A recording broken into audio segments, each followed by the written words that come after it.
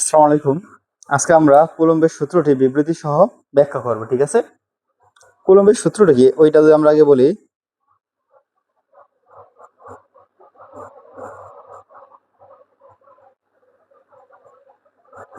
দুটি আধানের মধ্যকার আকর্ষণ বা বিকর্ষণ বলের মান আধানদ্বয়ের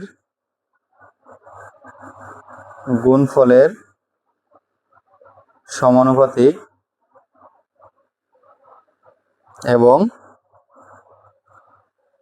মধ্যবর্তী দূরত্বের বর্গের ব্যস্তানুপাতিক। ঠিক আছে, আমি আবার বলতেছি, দুটি আধানের মধ্যকার আকর্ষণ বা বিকর্ষণ বলের মান আধানদ্বয়ের গুণফলের সমানুপাতিক এবং মধ্যবর্তী দূরত্বের বর্গের ব্যস্তানুপাতিক।